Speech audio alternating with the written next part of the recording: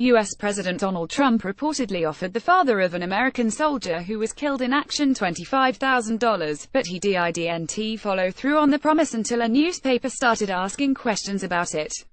Trump called Chris Baldridge, father of Sergeant Dillon Baldridge, a couple of weeks after the sergeant's death, The Washington Post reported. The soldier was killed by Afghan police during a suspected intruder attack on June 10. Trump and Baldridge talked about the manner of his son's death. According to the newspaper, "I said, me and my wife would rather our son died in trench warfare," Baldridge said. "I feel like he got murdered over there." Read more. Trump says congresswoman totally fabricated his comments, claims he has proof but offers none. They also discussed the military survivor benefits program, which Baldridge had issues with.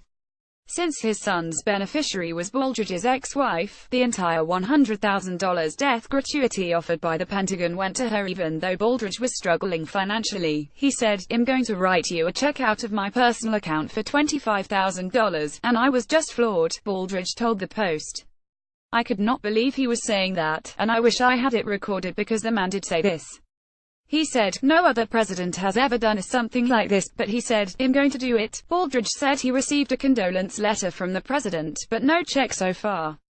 Initially, the White House didn't respond to the Post's request for comment, but spokesperson Lindsay Walters replied after the story was published, "The check has been sent," she said, in a statement reported by CNN.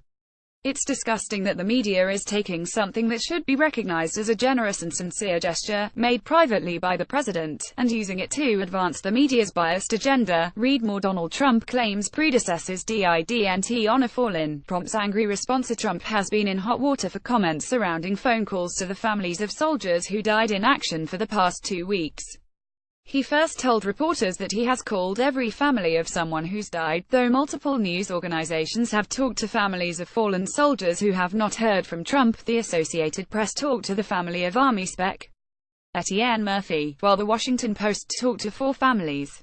He also told reporters to ask John Kelly about whether former President Barack Obama called him about his son, who died from a landmine in Afghanistan in 2010. When asked about that comment Wednesday, White House Press Secretary Sarah Huckabee Sanders said Kelly was frustrated with the media response to the comment. "I think that Kelly is disgusted by the way that this has been politicized and that the focus has become on the process and not the fact that American lives were lost.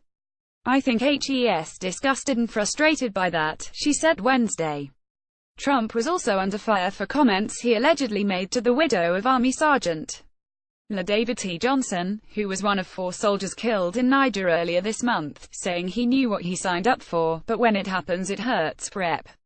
Frederica Wilson told the media Trump made the comments Tuesday as Johnson's body was being returned to his pregnant wife and 2 kids.